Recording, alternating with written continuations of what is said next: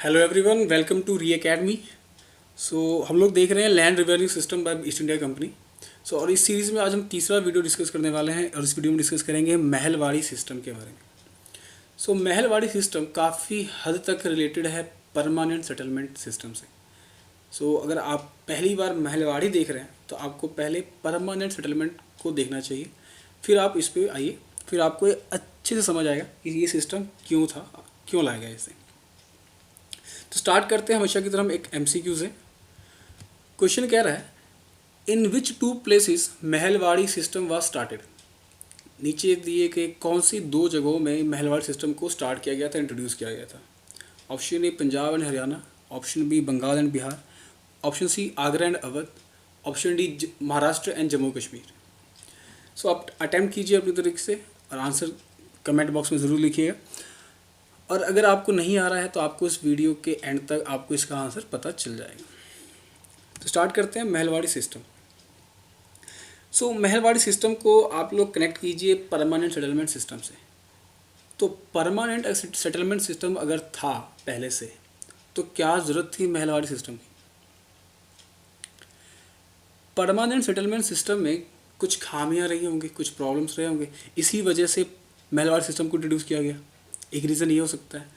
एक रीज़न ये है कि कंपनी को अपने एक्सपेंसेस को मैनेज करने के लिए, अपने ट्रेड को मैनेज करने के लिए और ज़्यादा से ज़्यादा रेवेन्यू चाहिए था, जो कि परमानेंट सेटलमेंट सिस्टम से रेवेन्यू वो फुलफ़िल नहीं हो पा रहा था, क्योंकि और पैसे चाहिए थे। इसी वजह से इन्होंने अब सिस्टम अपने हाथ में लेना स्टार्ट कर दिया था। हमने देखा था रेत वाले सिस्टम, इन्होंने ज़मींदार को हटा दिया था और खुद ही ज़मींदार बन गए थे। तो इस सिस्टम में था क्या, स्टार्ट करते हैं हम लोग। हॉल्ट मैकेंजी, ये वो पर्सन है जिसने इस सिस्टम को इंट्रोड्यूस किया था 1822 में। सबसे पहले हॉल्ट मैकेंजी ने इस सिस्टम को इंट्रोड्यूस किया था। उसके बाद लॉर्ड विलियम बेंटिक ने, जो कि गवर्नर जनरल ऑफ इंडिया बाद में बने लेकिन उस time governor general of Bengal थे, उन्होंने इस सिस्टम को रिवाइज किया और इस सिस्टम को इंडिया के और भी पार्ट में इंट्रोड्यूस किया। जैसे कि हॉल्ट मैकेंजी ने लगभग बंगाल प्रेसिडेंसी के रीजन में इसको इंट्रोड्यूस किया था।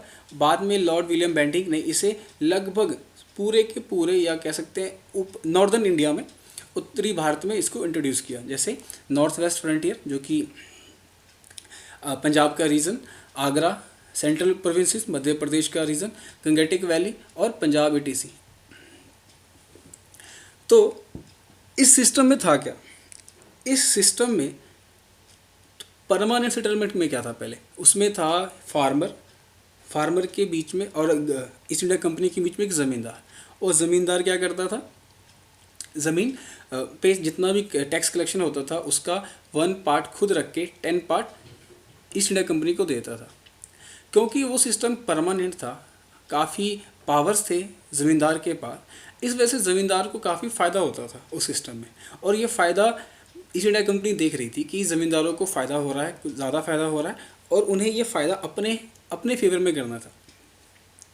इस वजह से उन्होंने अब ज़मींदारों को हटा दिया, उसकी जगह पे एक विलेज हेडमैन बनाया गया। विलेज हेडमैन में क्या, और विलेज और महल, देखिए महल और विलेज काफ़ी सिमिलर है। महल को आप विलेज या विलेज को महल कह सकते हैं, लेकिन महल एक यूनिट है। एक विलेज या एक से ज़्यादा विलेज के यूनिट को भी महल कह सकते हैं। और एक विलेज या एक से ज़्यादा विलेज ये ही टैक्स कलेक्ट करके, अपना टैक्स कलेक्ट करके हेडमैन को देते थे और हेडमैन ब्रिटिश गवर्नमेंट या ईस्ट इंडिया कंपनी को देती थी। आगे क्या है, और ये होता कैसे था, पहले बार ये होता कैसे था, ये होता कैसे था कि ईस्ट इंडिया कंपनी ने एक कलेक्टर अपॉइंट किया। उस कलेक्टर का काम होता था कि आप जाओ विलेज टू विलेज घूमो, इंस्पेक्शन करो, ज़मीनें देखो कैसी ज़मीनें हैं, फर्टाइल है, बैरन लैंड है, कौन सी फसल ज़्यादा होती है, कहाँ होती है, पूरा एक इंस्पेक्शन करवाया। उस इंस्पेक्शन के बाद उन्होंने विलेज टू विलेज अलग अलग तरीके से, अलग अलग लेवल पे अलग अलग टैक्स बांध दिए कि आपको इतना, इस विलेज से इतना मिलना चाहिए, इस विलेज से इतना पैसा आना चाहिए हेडमैन को, और हेडमैन वो पैसा ब्रिटिश ईस्ट इंडिया कंपनी को दे देगा। तो होता क्या था, सबसे इम्पोर्टेंट बात कि इस सेटलमेंट में भी जो ऑनरशिप राइट है वो अभी भी पीजेंट्स के पास ही है, ठीक है। और जैसे हमने डिस्कस किया अभी कि introduce the concept of average rent for different soil class, inspection करवाया गया हर विलेज पे, हर सॉइल पे, हर तरह के अलग अलग एरियाज़ पे अलग अलग रेंट बांध दिया गया। नेक्स्ट कह रहा है कि the revenue under the Mehrwali system was revised periodically and not fixed permanently. जैसा कि परमानेंट सेटलमेंट और रैयत वाले सेटलमेंट में था कि ये पर फिक्स्ड परमानेंट सेटलमेंट था 20 से 30 सालों के, कोई टैक्स ना ही बढ़ता था ना ही घटता था, एक फिक्स था जिसकी वजह से किसान भी बेफिक्र थे और ज़मींदार भी बेफिक्र थे।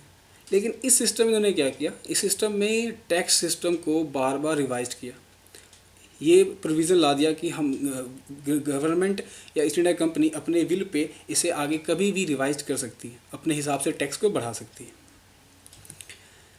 तो इसमें इश्यूज़ क्या थे? इश्यूज़ ये था कि एक जो सर्वे था वो काफ़ी फॉल्टी अजम्पशन पे करवाया गया।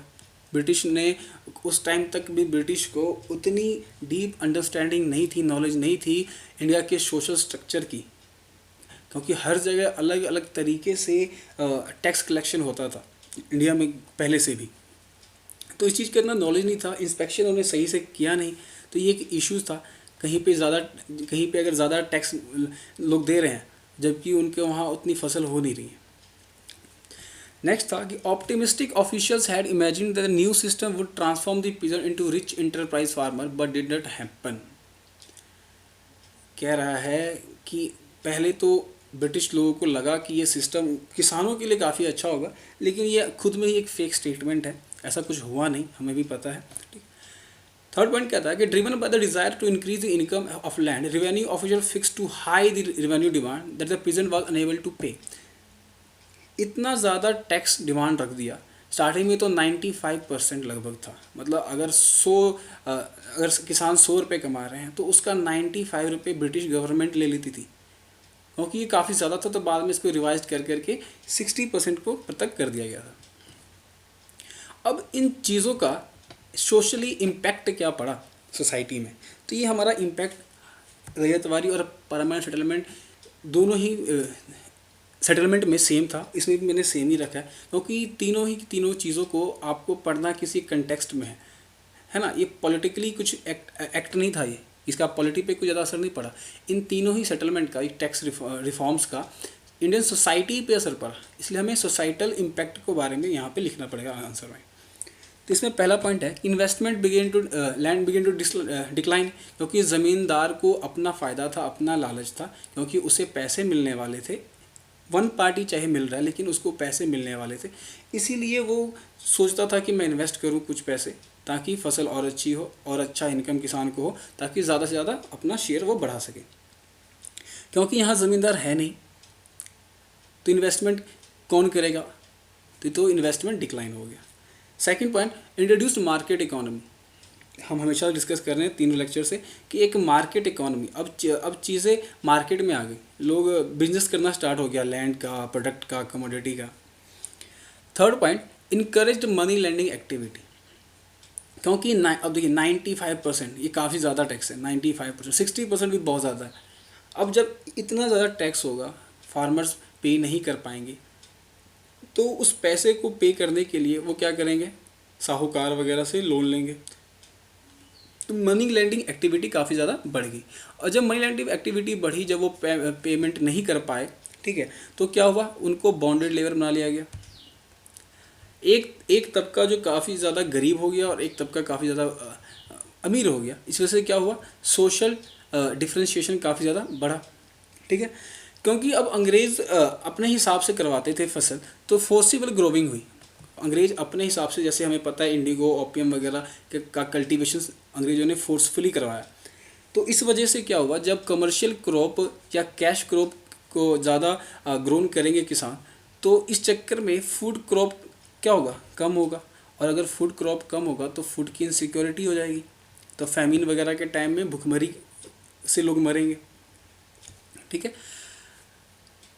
इसके बाद, और इन चीज़ों के चक्कर में क्या हो गया, ज़मीन एक सामान बन के रह गई, लैंड बिकम कमोडिटी।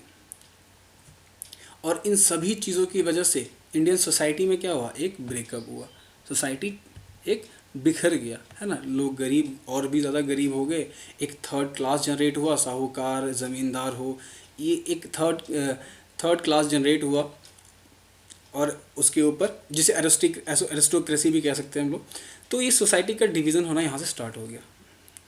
तो ये था आज का हमारा डिस्कशन। अगर ये वीडियो सीरीज़ आपको अच्छी लग रही है तो आप इसे लाइक कीजिए प्लीज़, और आप इस बारे में और भी पढ़ सकते हैं, मैंने यहाँ पे रेफरेंस दे दिया। और आप इस वीडियो की PDF भी डाउनलोड कर सकते हैं टेलीग्राम चैनल री एकेडमी से। तब तक के लिए थैंक यू, टेक केयर।